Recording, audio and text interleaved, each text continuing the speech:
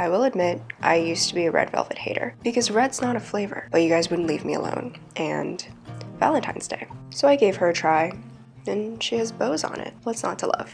This is a part of my single serving mini cake series where you can make just enough cake for one person, so you don't have to share. But if you did this Valentine's Day, that's cool too. I won't be bitter about it. My mini cakes are 4 inches, so I'm prepping the bottom of 2 cake pans simply by lining it with some parchment paper. And of course, you're able to size up if you would like by doubling or tripling the recipe to make a bigger cake. Set these aside, then also begin preheating your oven to 350 degrees Fahrenheit. And to make the cake batter, we start by mixing together the dry ingredients, which include the all-purpose flour, cornstarch, cocoa powder, baking soda, and some salt. Once combined, set this aside and we can get started on the wet ingredients. In another bowl, crack in an egg and add the white granulated sugar.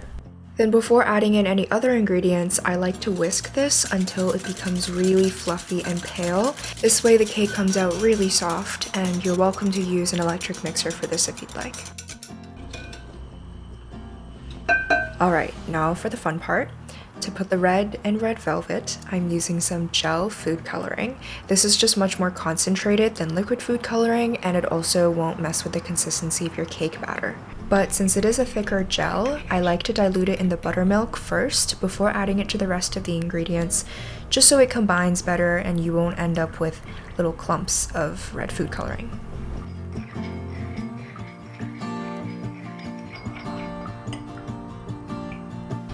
Then we can add the buttermilk and red food coloring mixture into the whipped eggs, along with some flavorless oil, the distilled white vinegar, and a little bit of vanilla extract. And then we mix. You don't have to be super gentle with this and worry about deflating the eggs, but definitely don't overdo it. Then to bring the batter together, sift the dry ingredients into the wet ingredients just to make sure there are no cocoa powder lumps in your cake. Then mix until combined and there are no dry bits left. Do be careful not to overmix at this stage.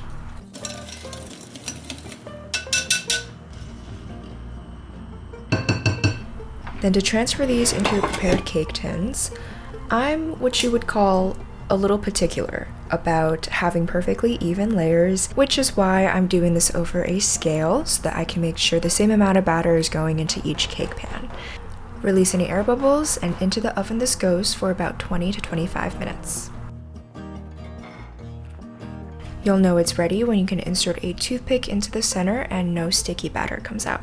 Let these cool a little before removing the cake from the cake pans and peeling off the parchment paper.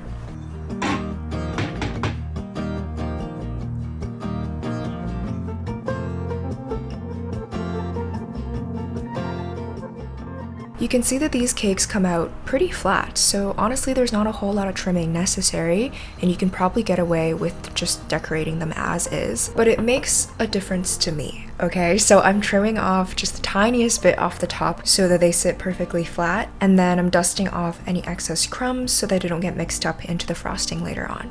Speaking of frosting, let's make that. So of course we have to make a cream cheese frosting. So in a bowl I'm adding my cold cream cheese along with the white granulated sugar and vanilla extract. And then I'm just beating this until it becomes really smooth and most of the sugar granules have pretty much disappeared into the cream cheese. Don't forget to scrape down the sides of the bowl every once in a while. Then I'm adding my whipping cream into this mixture in 2 parts. So add the first half, continue mixing until it pretty much disappears.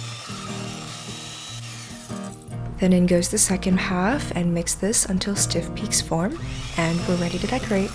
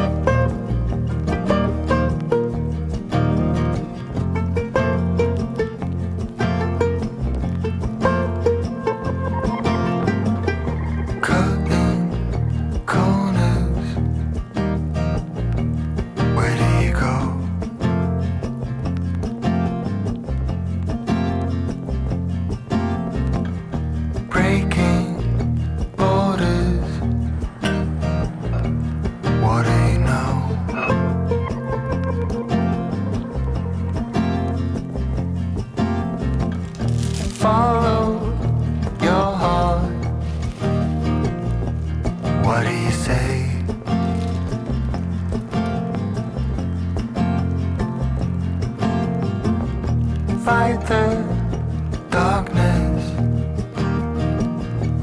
till break of day.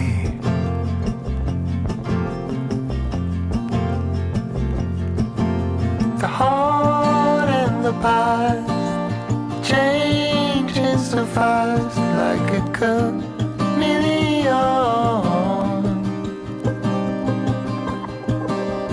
Red ones and blue skies.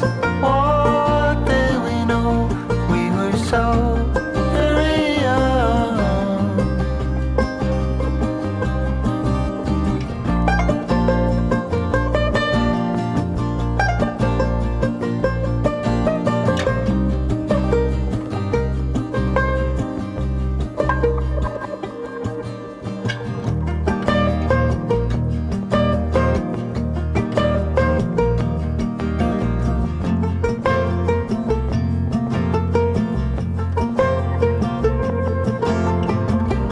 Falling clover, look what you've got.